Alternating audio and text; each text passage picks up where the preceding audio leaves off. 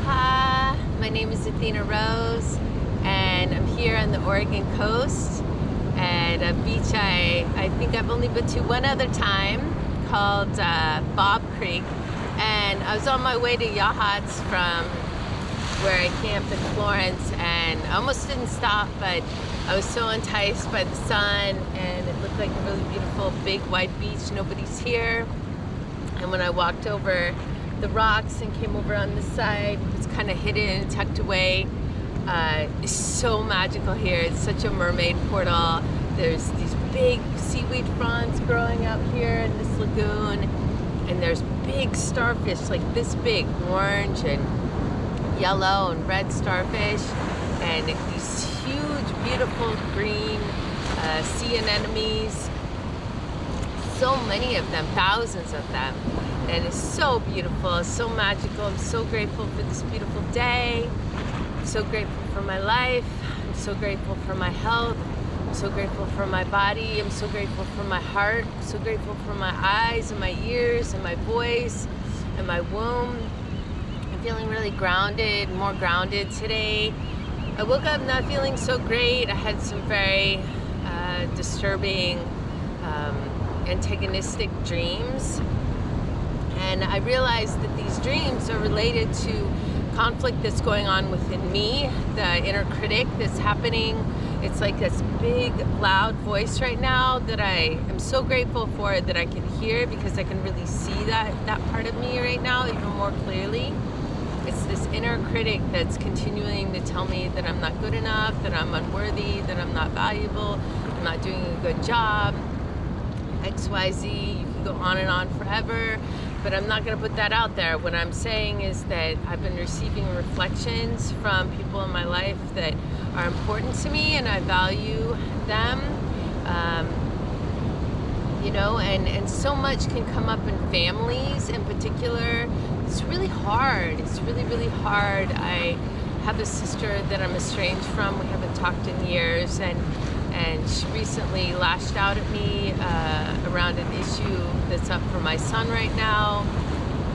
And yeah, it hurt, but I also realized that I don't have to take this stuff personally, because you know, ultimately only I know myself, and only I know, you know, what's really going on internally in my heart, and my intention. And my intention is to be in service. My intention is to help. My intention is to show up as much as I possibly can, and to prioritize myself. I think we all need to learn this lesson one way or another at some point in our life, that we can't actually help other people. We can't actually be effective and serve others and be present with others unless we do the work on ourselves, unless we're present with ourselves, unless we take the time and the space, wherever that may be, whatever we may be doing, that we need to listen to our bodies, we need to listen to our hearts, we need to take good care of ourselves first and make ourselves a priority, especially as mothers, because when your kids are little and you're in that survival mode and you're just trying to get through the day and take care of their basic needs and change diapers and breastfeed and clean house and cook meals, and it's so intense. It's so intense. I'm actually glad I did that when I was younger and I had a lot more energy. But yeah, as they get older, it becomes much more complicated, right? It becomes much more complicated because of all the stuff that comes up as they grow into themselves, as they form their identity, as they start to figure out who they are. And then when they get into teenage years, which is where I'm at now, teenage and young adult, like, you know, trying to become an adult in such a dysfunctional, broken world in terms of communities and families and support, and there's just so much brokenness to dwell on. But my hope is that we can dwell on the solutions, we can see the problems, we can see the imbalance, we can see the harm that's being done, the suffering that's happening in the world, and we can hold space with a heart of love and compassion for change, for transformation, for things being different, for, you know, in all aspects of life. The relationships that we have are communicative, and we can speak to each other freely and authentically, in person as much as possible, as much as we're able. And if we feel scared, and if we feel intimidated, and we feel that our needs aren't going to get met, we just try a little bit. We just start with simple statements like, I feel that I need to have more time to myself in order to take care of myself.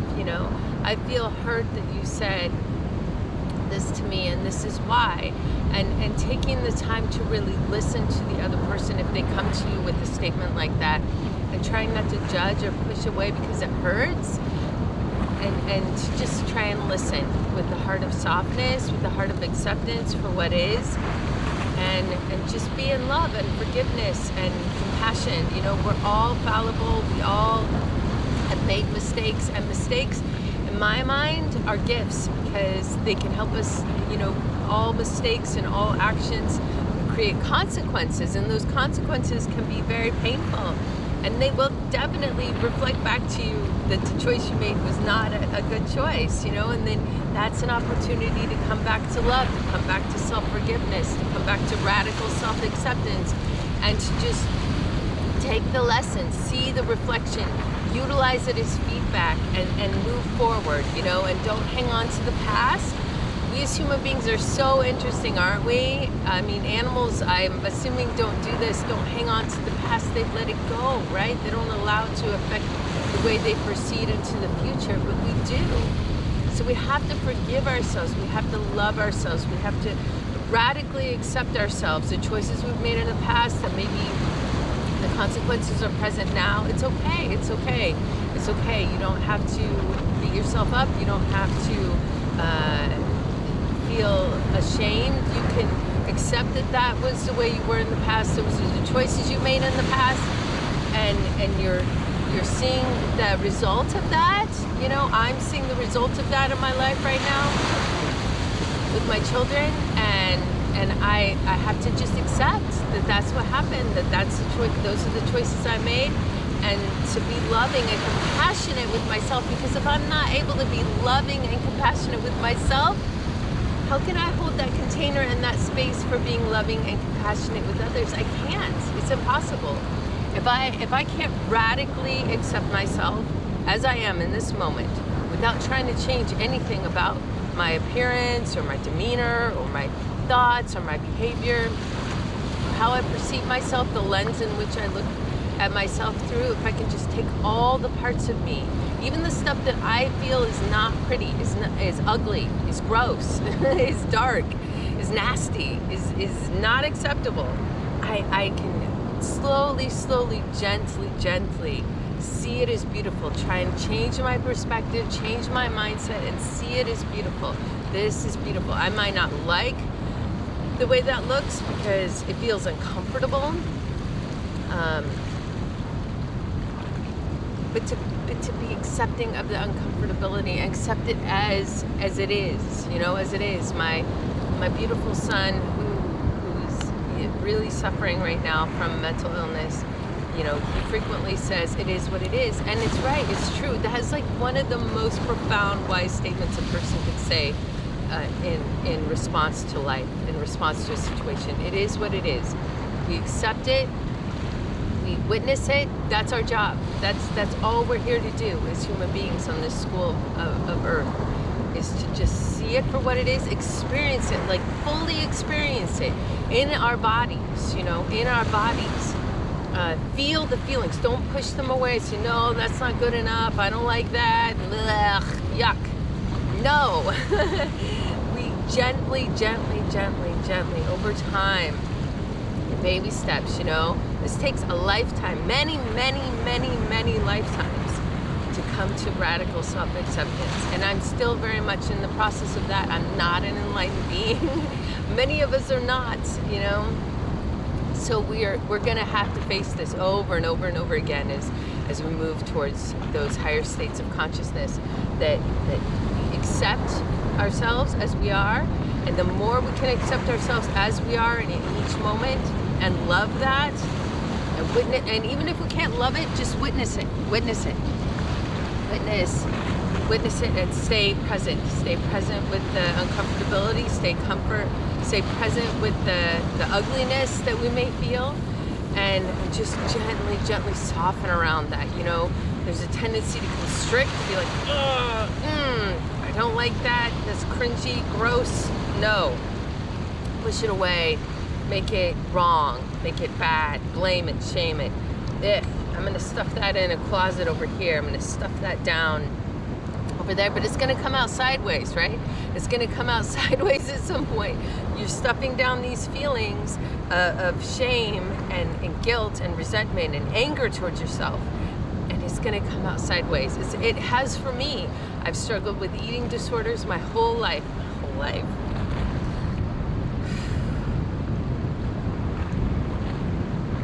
And it's gotten easier. It's gotten easier as I accept myself and love myself more and step into that more. It's so empowering, you know. I don't feel so lost anymore. I don't feel so out of control, like my emotions and particularly the anger and the self-hatred are controlling me. You know, I have some sort of control, more centeredness, I guess you could say, over myself in the way that I operate, you know? And it is really that self-mastery. Don't take things personally. Be in gratitude. I wake up every day in gratitude for my life, you know? And I'm working towards being more grateful for the parts of myself that I don't like, that I wish weren't there, that I want to change. And it's okay to change. Like, change is the only constant there is. We're here to change. We're here to evolve. Change is going to happen, you know? It's inevitable. It's not like you gotta force it, you know? You can see what would be better and to work towards change and to allow for change to happen. But to force and to push away what is in this moment and to make it wrong and want to immediately change it, that's not necessarily the right path. You know, that creates stress, that creates tension, that creates imbalance. It's just accepting the way you are, having the intention to change because you know it would be better for yourself, that your higher self would be more in alignment with that, and allow for it. Allow for that change to organically, naturally, spontaneously happen by accepting the parts of you that you've traditionally rejected and pushed away. And I pray this prayer for all of us to be more radically self-accepting, to be more in love with ourselves, to be more gentle with ourselves, to just be more gratitude for ourselves, for being alive, for even being born, for even showing up at all. You know, that is the big part of it. Just showing up for yourself first and foremost. And listening to yourself and taking time to reflect and to journal and to pray and to give gratitude and to move your body and to eat healthfully and to put aside habits that don't serve, you know. And then gradually extend that energy out to your field, and it's going to happen naturally, you know.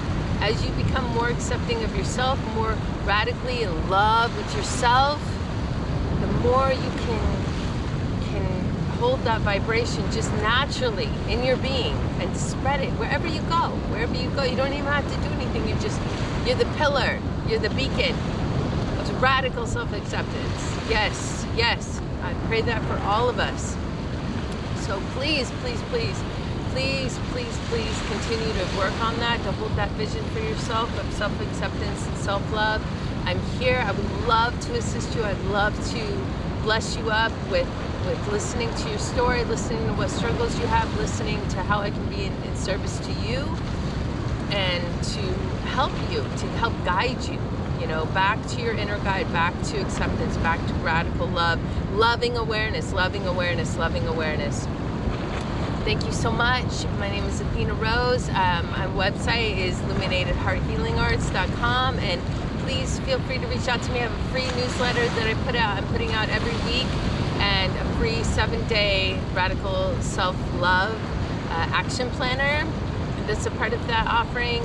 And yeah, I offer consultation, coaching, mentorship, advocacy.